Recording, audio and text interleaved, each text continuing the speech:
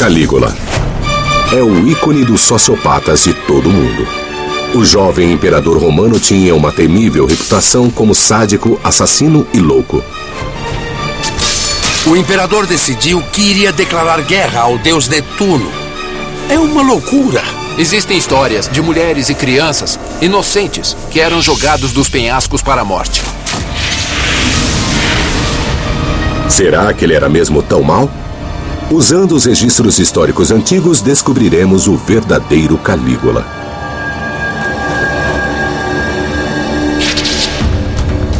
Os pesquisadores estudarão sua vida turbulenta e farão vários testes científicos. Novas evidências arqueológicas mostrarão o local de sua morte sangrenta.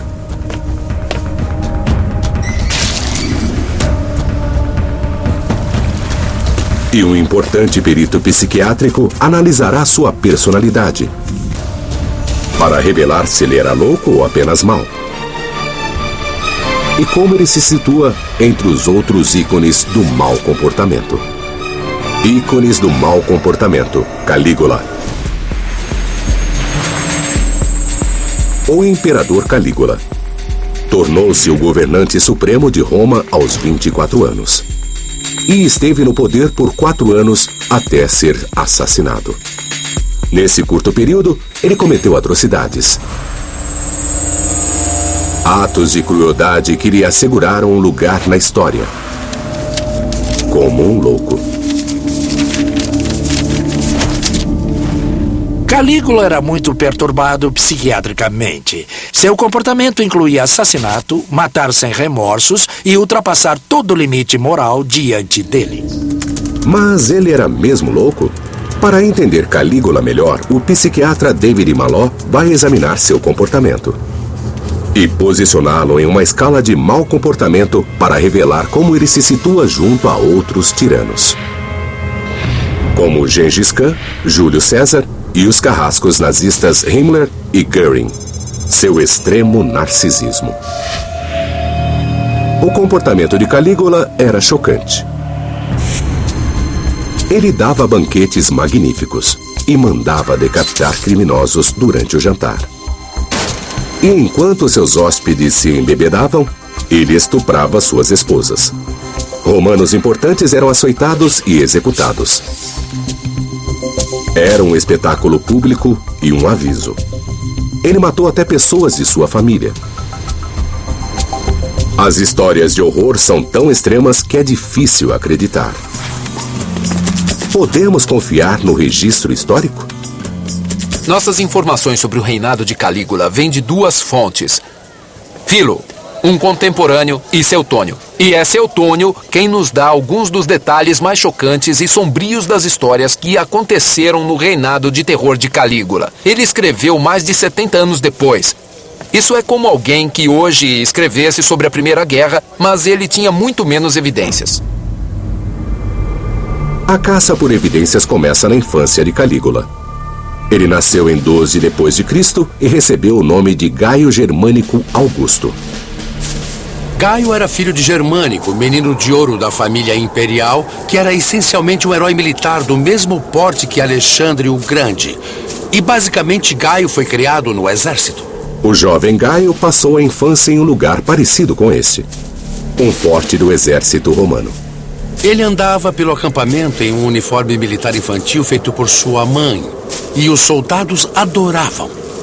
Eles até lhe deram um apelido, Calígula, que significava botas pequenas por causa das sandálias militares que ele usava. Quando o pequeno Calígula estalava os dedos, os soldados endurecidos pelas batalhas vinham correndo. Imagine o que isso fez a ele. O pai era um herói. Ele foi mimado a vida toda e basicamente nunca estava errado. Foi assim que tudo começou. O estudo de caso do Dr. Maló expõe o impacto sobre o garotinho. A infância de Calígula teve um efeito formativo tremendo em seu caráter. Era um mundo de pernas para o ar. Em vez de uma criança rodeada por adultos, era um garoto a quem todos se dobravam. As pessoas ao seu redor diziam que ele não cometia erros e nenhuma regra moral lhe foi ensinada. Ele não era uma criança, ele era um general. Obviamente não foi um bom início. E ficou ainda pior. O Império Romano era governado por Tibério, um tirano cruel e depravado. Ele foi uma versão antiga de Stalin, com uma polícia secreta que mantinha arquivos sobre qualquer um que fosse uma ameaça real ou imaginária.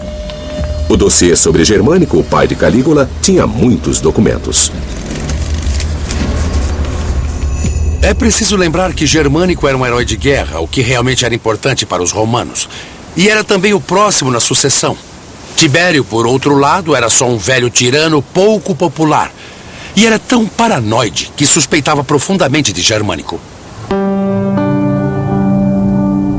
Calígula tinha apenas 7 anos quando Germânico teve uma doença misteriosa. E morreu. Tudo foi muito suspeito. Os boatos disseram que Tibério o envenenou, mas não houve provas. Se houve um assassinato, isso teria um efeito psicológico enorme sobre Calígula. A ciência médica agora pode responder à pergunta: foi um homicídio? O toxicologista Dr. Timothy Erickson leu o relato histórico e encontrou 2 pistas cruciais. Um simulador computadorizado irá ajudá-lo a explicar sua análise. Sabemos pelos relatos de Germânico que ele teve problemas de pele que criaram pústulas. Esses relatos foram bem descritivos. Outro relato muito importante historicamente da morte de Germânico é que ele espumou pela boca imediatamente antes de morrer. Hoje sabemos que isso é coerente com o envenenamento por arsênico. Mas o envenenamento por arsênico pode ser confundido com uma doença comum e mortal. O que é descrito classicamente como envenenamento por arsênico é uma diarreia como se fosse água de arroz, em que se perde tanto volume pela diarreia que parece ser arroz e água. A maioria dos relatos chama isso de cólera, então esse é outro modo para afastar as pessoas da suspeita de arsênico. Arsênico, disfarçado como cólera, é uma explicação possível. Ele teve insuficiência cardíaca. E então o corpo parou completamente de funcionar e ele morreu.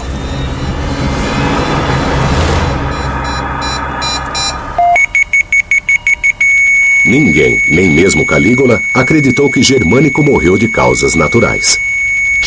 A morte de Germânico teve um tremendo efeito no jovem Calígula. Ele viu o pai, um grande líder militar, morrer. Isso provavelmente levou a uma visão fatalista e talvez nihilista do mundo. Meu pai era grande, ele morreu jovem. Eu provavelmente terei o mesmo destino. Nos 12 anos seguintes, Calígula viveu isolado com a avó. Nada se sabe desse período de sua vida.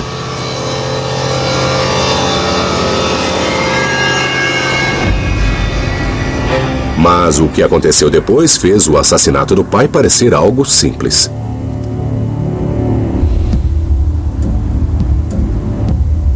Tibério convocou-o para a ilha de Capri, que hoje é turística, mas na época era um lugar temível.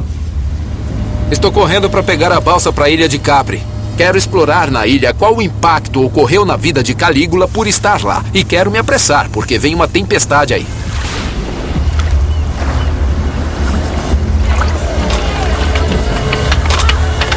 Capri fica a 200 quilômetros ao sul de Roma, no Mediterrâneo, e servia para proteger Tibério de ataques.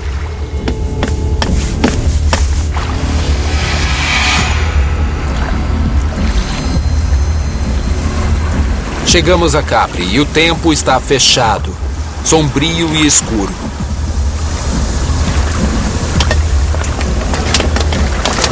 Como em filmes de espionagem, o Palácio de Tibério ficava no ponto mais alto e inacessível da ilha. Calígula não tinha ideia de por que fora convocado. Mas o que aconteceu aqui mudou-o para sempre.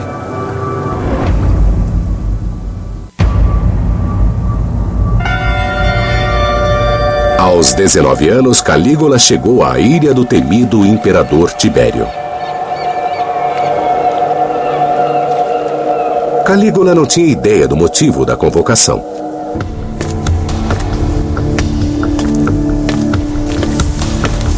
Esse foi o caminho que Calígula percorreu até o palácio de Tibério no alto da colina. Ele devia estar muito nervoso. Por quê? Porque Tibério governava a maior parte do mundo conhecido e costumava matar quem considerasse como uma ameaça. Ele já tinha assassinado o pai e 2 irmãos de Calígula. Quando eu penso em Calígula passando por aqui, eu penso nele sentindo palpitações de medo e incerteza. Seus parentes foram mortos por Tibério e ele seria o próximo. Hoje só existem ruínas, mas Calígula viu uma fortaleza. Era um lugar de pesadelo e de atrocidades inomináveis. A sociedade romana era violenta e visual. As pessoas estavam acostumadas à arena. As pessoas estavam acostumadas com os criminosos serem condenados à morte. Aqui, Tibério não estava sujeito ao escrutínio público. Aqui, Tibério podia fazer o que desejasse. E as histórias desse recluso, um tipo de Howard Hughes, são fantásticas. Era um velho depravado, sujo e perturbado. E Calígula estava em Capri. Ele estava acuado. Não havia saída. Só o imperador permitia as idas e vindas. Calígula recebeu educação superior em depravação. Calígula tinha que acompanhar tudo o que acontecia nessa vila aqui. Como um vilão de James Bond, Tibério gostava de mortes criativas. Eu estou no que é chamado de Salto de Tibério. E são mais de 300 metros acima do nível do mar. E era daqui que diziam que Tibério mandava que os criminosos condenados, pessoas de quem ele não gostava, fossem jogados do penhasco para a morte.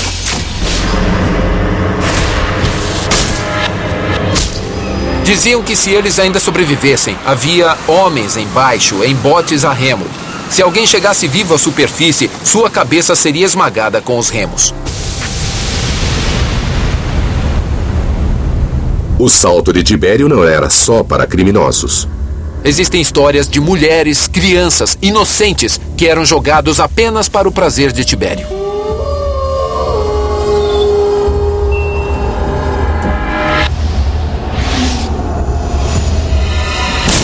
Calígula teve que testemunhar tudo isso. Matar mulheres e crianças era demais mesmo para os romanos sedentos de sangue. Segundo os historiadores, havia muito mais.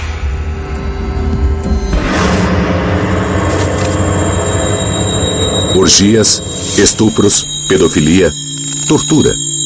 Todas as modalidades de mau comportamento. As histórias dizem que Calígula se abandonou e participou de todos os tipos de perversões sexuais e atos horríveis. Capri teve um efeito fortíssimo sobre Calígula. Ele aprendeu que a vida não tinha valor. Aprendeu que o propósito da vida era a busca do puro prazer. E aprendeu a associar puro prazer com violência. Calígula afundou cada vez mais em seu estado mental distorcido. Ele começou a se identificar com Tibério. Eu quero ser como Tibério. Ele queria ser Tibério, o homem que matara sua família e o mantinha na ilha. Foi uma versão antiga da Síndrome de Estocolmo. Calígula se ligou à fera.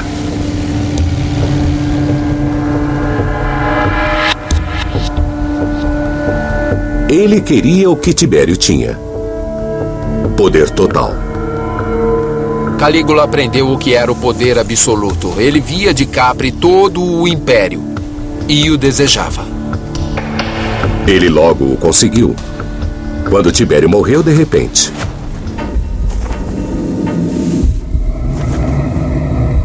O historiador Suetônio disse que foi assassinato e que o assassino foi Calígula. Não existem provas. Mas Calígula se beneficiou com a morte do tirano. O governo do Império passou para ele e para Gemelo, o neto de Tibério. Porém, Gemelo só tinha 18 anos e era jovem demais para o poder.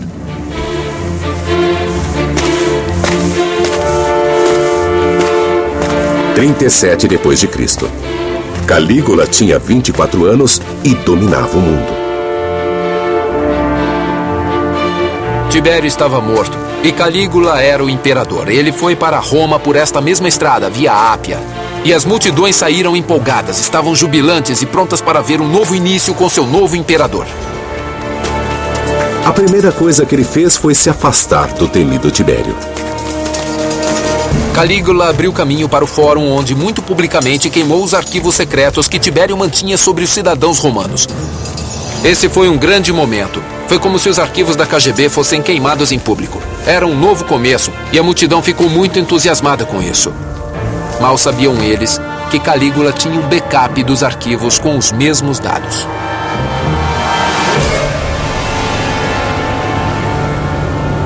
Calígula não parou aí. Ele agradava as massas e conseguiu conquistá-las. A sociedade romana se dividia em dois grupos. A classe governante, as pessoas educadas, as pessoas muito ricas, formavam um grupo. O outro era a plebe, comuns, a massa. E era preciso mantê-los satisfeitos, era preciso deixá-los felizes. E o modo como Calígula fazia isso e que se tornou famoso era dar dinheiro. Quanto dinheiro? Até 2,7 bilhões de moedas de bronze. E ele fazia isso em locais como a Basílica Júlia, indo para o alto da estrutura e jogando moedas para as massas que estavam ansiosas esperando para pegá-las. Por 8 meses, tudo foi doçura e luz. Então Calígula mudou abruptamente. Da noite para o dia, o ditador benevolente transformou-se em um monstro furioso, um clone de Tibério. Ele se voltou contra o povo em uma orgia de violência.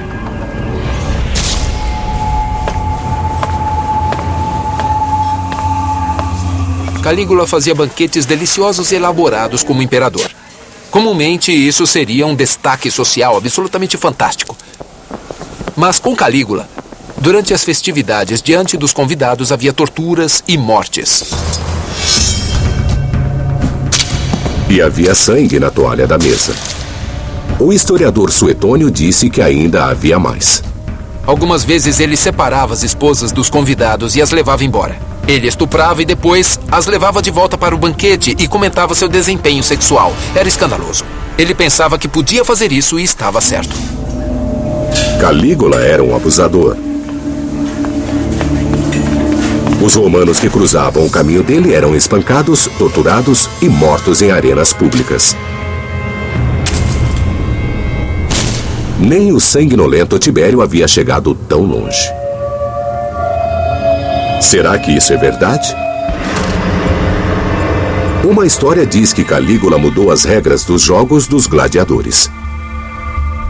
Os gladiadores eram divididos em vários tipos, com base na armadura e nas armas que usavam. As pessoas torciam para um gladiador como torcem para times de futebol hoje. Bom, Calígula tinha um gladiador favorito que era da Trácia e era um gladiador de armadura bem leve. E normalmente ele lutava contra um mormilo que tinha armadura maior. Regras são regras. E por 300 anos nenhum governante romano ousara interferir. Seria como mudar as regras do campeonato. E isso faria com que todos o odiassem.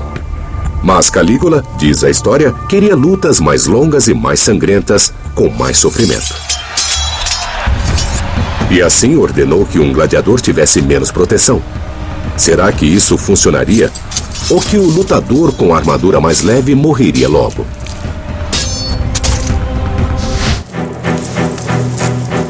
Para responder a essa pergunta, 2 especialistas em luta estão vestindo armaduras de gladiadores autênticas. Não há muito para começar.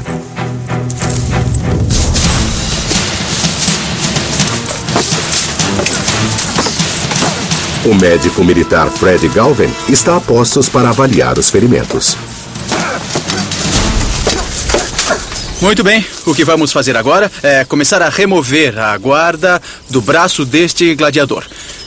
O que estamos fazendo é expor sem proteção os seus bíceps, os tríceps, os músculos do antebraço e do pulso.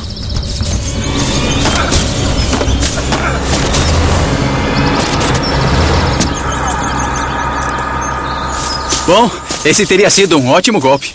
Você pode ver onde ele cortaria os grupos musculares do bíceps e do tríceps.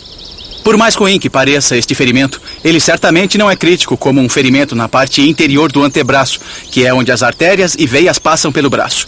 Apesar do sangue, este ferimento não teria acabado com a luta. A seguir, Fred tira o escudo do gladiador.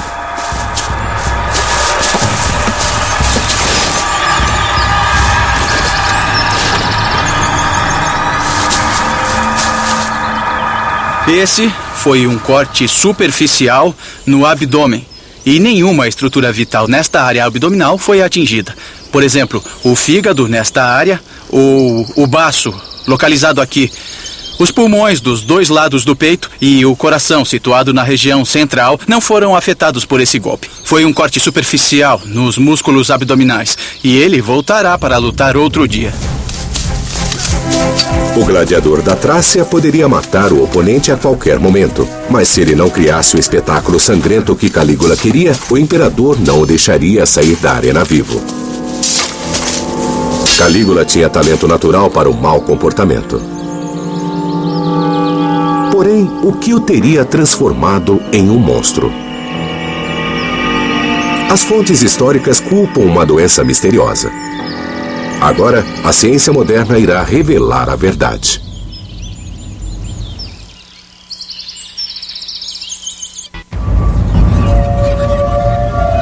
Roma, 37 d.C.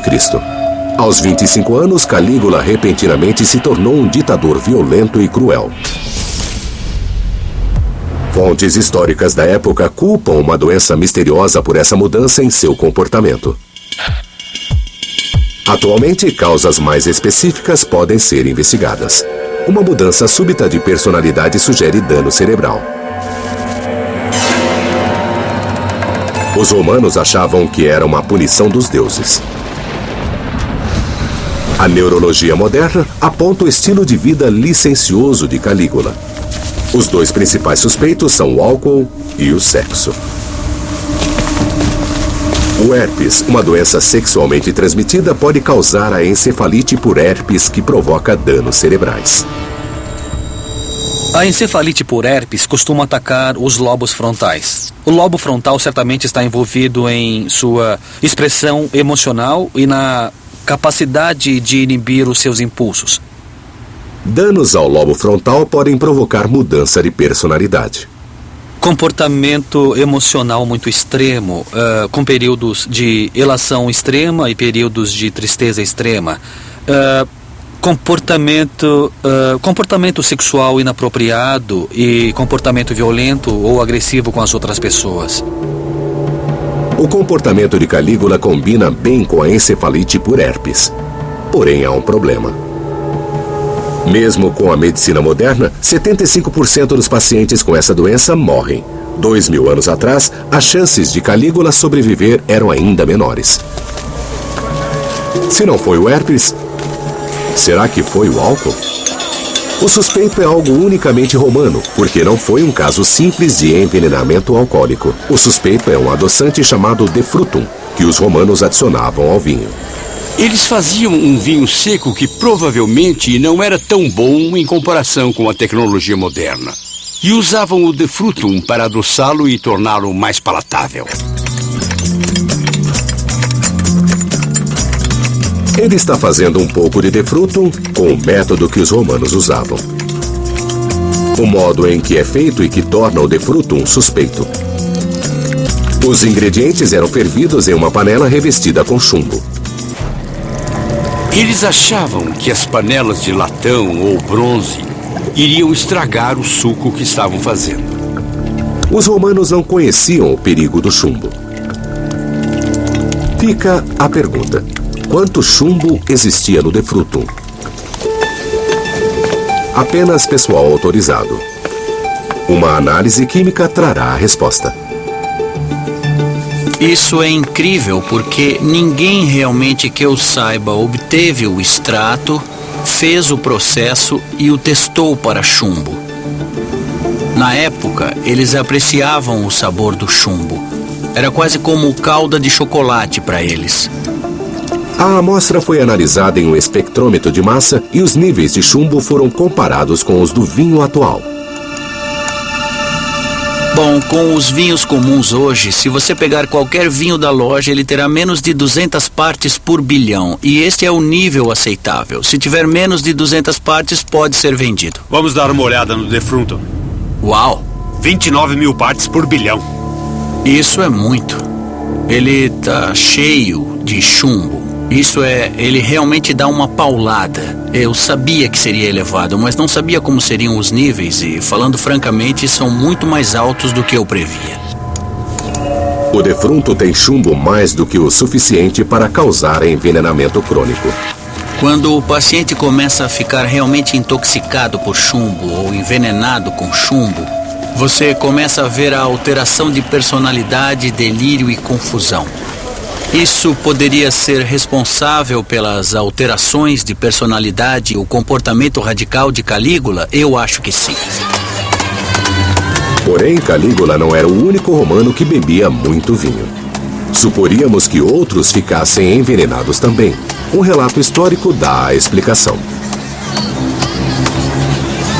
Philo escreveu que depois de assumir o poder, Calígula começou a beber demais. Até mesmo para os padrões romanos. O chumbo que ele consumiu acrescentou uma nova camada à sua personalidade perturbada. Enquanto Calígula estava doente, a multidão saiu às ruas para mostrar sua adoração pelo jovem imperador. Eles deviam ter ficado em casa. Durante a doença de Calígula, muitas pessoas fizeram promessas por sua recuperação rápida. Uma pessoa que fez um voto foi um certo plebeu, Publius Afranus Potus. E ele ofereceu sua vida pela vida de Calígula. E quando Calígula ficou bom, levou isso às últimas consequências. Ele o vestiu como um animal de sacrifício, colocou guirlandas e flores nele e o lançou das muralhas da cidade.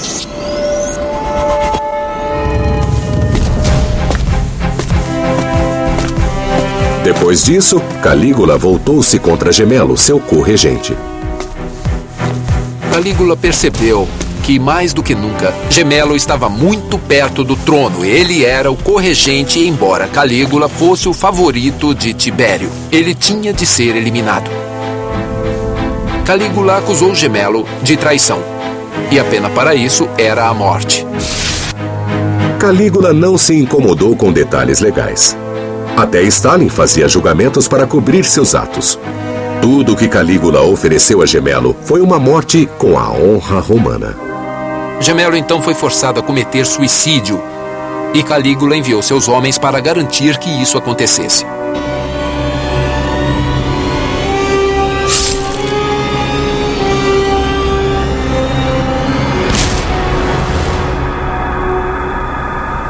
O que se passava na cabeça dele? O Dr. Maló pensa que ele era um caso extremo de narcisismo.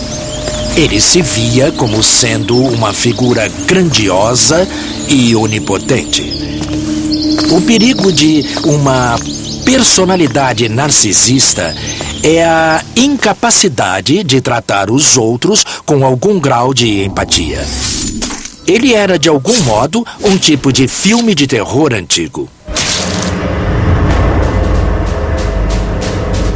Ele era Fred Krueger de toga.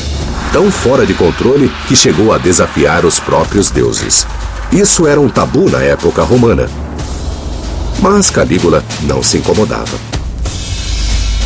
No centro da Roma Antiga está um prédio reverenciado. O templo de Castor e Pollux.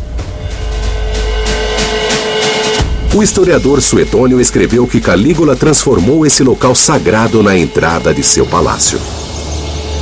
O equivalente moderno deste ato seria se alguém construísse uma grande residência ao lado do Vaticano, abrisse um buraco e depois usasse o Vaticano como um vestíbulo, usasse o Vaticano como sala de jantar, sabe, pendurasse luzes de discoteca e fizesse grandes festas. Era tão absurdo e louco assim.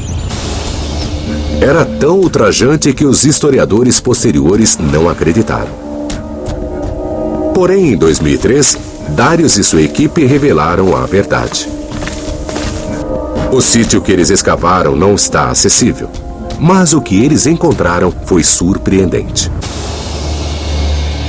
Bem nessa área, temos certamente algumas estruturas da época que fazem parte do palácio. Bom, indo em frente nessa direção, nossas escavações revelam aqui onde o pórtico está. Alicerces enormes que continuam nessa direção. Eles continuam e se estendem até os fundos do templo de Castor e Pólux. Assim, o que temos são alicerces enormes que se estendem, de onde sabemos que os Júlio-Claudianos construíram palácios, sabemos que Calígula estava envolvido e que vêm por toda essa parte e chegam até os fundos do templo de Castor e Pólux, como dizem as fontes. Isso sugere que a história em que todos se recusaram a acreditar por 2000 anos é verdadeira. Nem mesmo os deuses podiam parar Calígula. Ele estava a ponto de embarcar em uma jornada que, segundo as fontes, indica algo pior. Calígula estava enlouquecendo.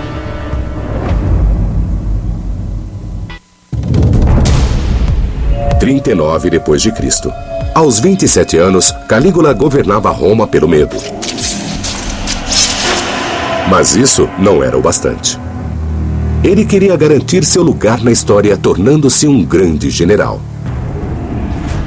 É preciso entender que Roma era um estado militar e havia uma regra intocável. Grandes líderes venciam batalhas.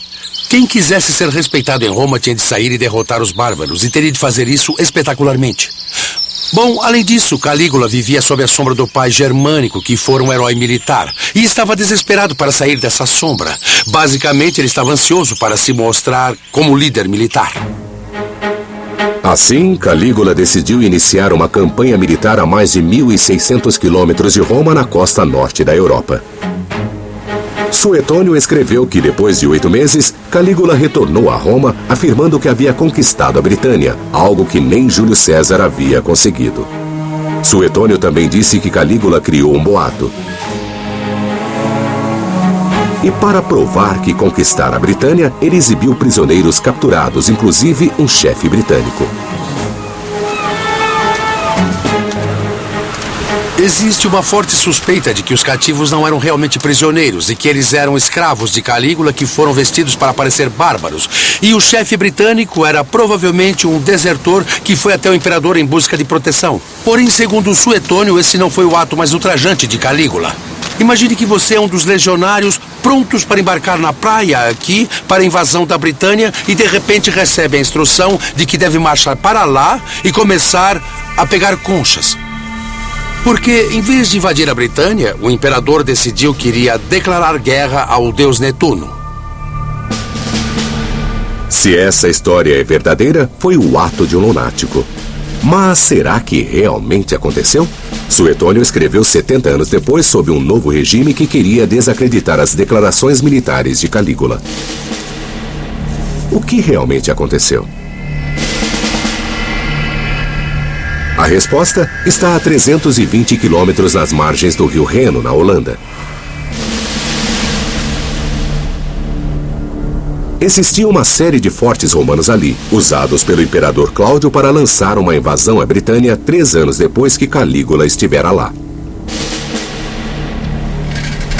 Pesquisas recentes feitas por uma equipe arqueológica holandesa lançaram nova luz sobre a origem dos fortes.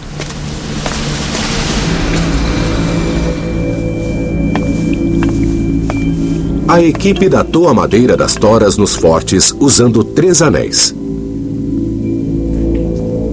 Isso se chama dendrocronologia e vê em cada madeira um padrão único, como se fosse um código de barras. Sabemos a sequência desses códigos de barras, por assim dizer, desde 6.000 a.C. até hoje.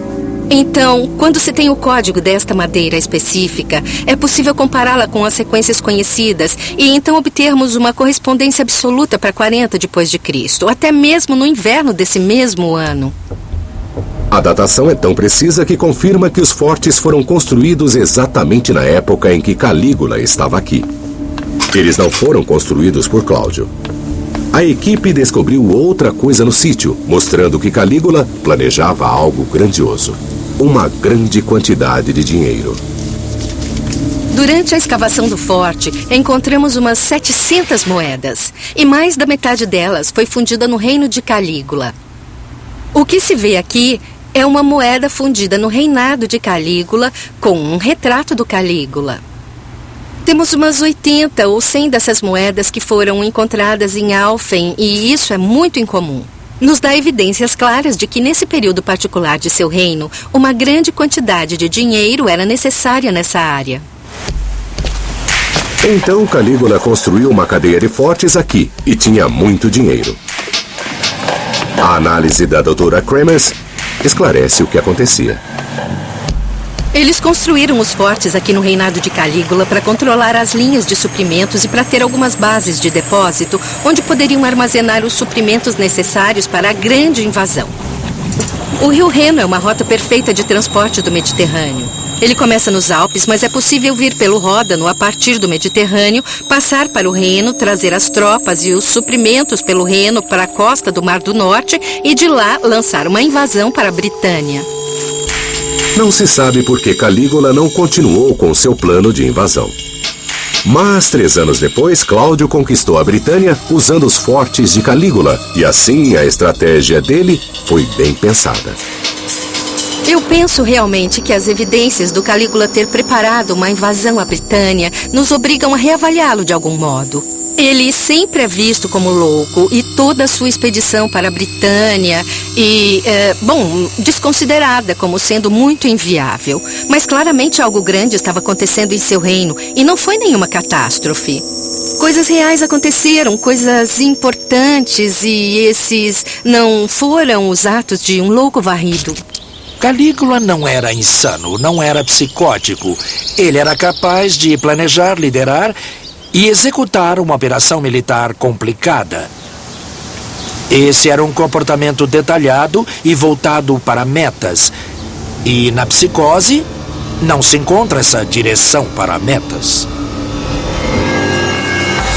Assim, elaborar um plano para invadir a Britânia, incluindo a construção de fortes, indica que o cruel e tirânico Calígula era realmente lúcido. Porém, isso não bastaria para salvá-lo. Durante seu curto reinado, ele fez muitos inimigos. E um novo achado arqueológico, pela primeira vez na TV, lança luz sobre o momento em que a vida dele chegou a um final sangrento.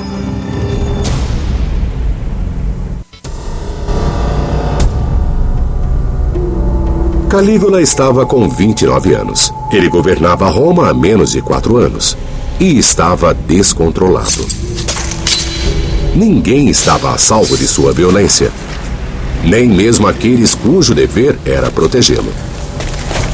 Os guardas pretorianos. As fontes antigas nos dizem que Calígula desrespeitava os guardas pretorianos. Ele zombou de um deles por ter voz afeminada e desrespeitou o outro ao dormir com a esposa dele. Isso era loucura total. Esses homens eram os que guardavam suas costas, eram os homens que protegiam sua vida e saúde. Calígula parecia ter um desejo de morte. Num dia frio de janeiro de 41 d.C., ele foi aos Jogos Palatinos em Roma. Multidões empolgadas enchiam o teatro e as ruas. A atmosfera estava carregada. Na hora do almoço, Calígula deixou os jogos. Ele entrou em uma passagem subterrânea chamada de Criptopórtico e se dirigiu para o palácio. Porém, não chegou lá com vida. Esse tipo de criptopórtico ou passagem subterrânea permitia que você fosse por um labirinto de um ponto do palácio para outro. E essa é uma grande descoberta que foi feita recentemente. Essas passagens ficaram ocultas por quase 2.000 anos. Os arqueólogos as descobriram em 2006. E esta é a primeira vez que câmeras de TV entram aqui. As primeiras passagens descobertas foram construídas algum tempo depois de Calígula. Mas ao explorarem mais, fizeram uma descoberta que mudou tudo. Este é um dos sítios de escavações mais recentes. E bem aqui fizemos uma importante descoberta. Está escrito neste cano de chumbo, neste cano Tibérios Cláudio César Augustus. Quem é Cláudio? o sucessor de Calígula. Então estamos chegando mais e mais perto das realidades de Calígula. Este é um documento muito precioso que significa que os arqueólogos hoje estão reconsiderando toda a datação deste complexo. 2 anos depois dessa descoberta, os arqueólogos cavaram ainda mais fundo. Este criptopórtico é mais antigo do que o criptopórtico que vimos. O corredor que Calígula percorreu a caminho da celebração dos Jogos na colina. Sabemos que ele passou por um criptopórtico da colina palatina para seu palácio como este. E se viu isolado, longe dos guarda-costas, longe de seu séquito, sozinho. Estas são as passagens pelas quais Calígula realmente andou no último dia de sua vida violenta.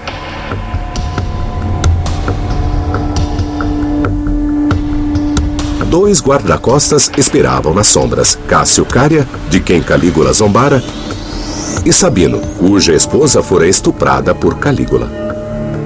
E foi então que os conspiradores agiram. Cássio Cária e Sabino o esperaram aqui e deram o golpe. Calígula acabou morrendo no chão, em uma poça de sangue. Calígula era imperador há 3 anos, 8 meses e 10 dias.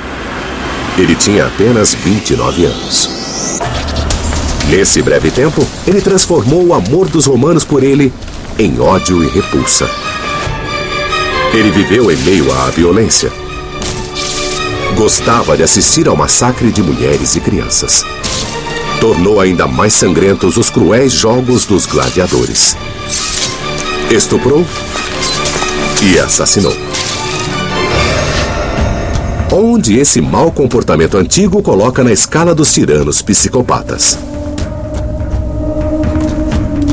Embora possa ter assassinado para obter poder, quase todos os seus crimes foram cometidos para sua própria diversão. Esse comportamento psicopata colocou Calígula no extremo oposto da escala. Assassinos calculistas e impelidos por metas como Júlio César e Gengis Khan, para quem matar era uma parte necessária da meta de grandeza. Assassino psicopata. Ele estaria bem no alto da escala psicopata. Ele matava sem remorso, assassinava sem culpa. Era incapaz de ver os direitos das pessoas que o rodeavam. Esse homem era um psicopata totalmente calculista. Existe outro aspecto crucial da personalidade de Calígula que o separa dos outros: seu extremo narcisismo. Ele pontuaria muito alto em uma escala de narcisismo, com seu senso inflado de autoimportância, sua falta de empatia com os outros, sua necessidade de adulação. Assassino psicopata. Quem teria um perfil de personalidade similar ao dele? Eu consideraria alguns dos carrascos de Hitler como Himmler ou Göring para comparação, pois eles combinavam essa alta importância narcisista, essa autoestima muito inflada associada com essa imensa psicopatia e falta de remorso quando as pessoas morrem. Pegue tendências psicopatas, misture com uma grande dose de narcisismo e terá uma das personalidades mais aterradoras da história. Ainda pior pelo fato do mal cometido por Calígula ser frio e calculista.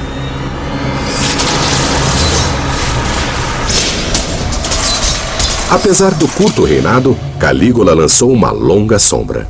Tibério mantinha sua depravação atrás de portas fechadas. Calígula a exibia em público. O medo de Calígula permaneceu depois de sua morte. Talvez ela fosse falsa e Calígula espiasse nas sombras para ver quem se alegrava e quem seria o próximo na sua lista macabra.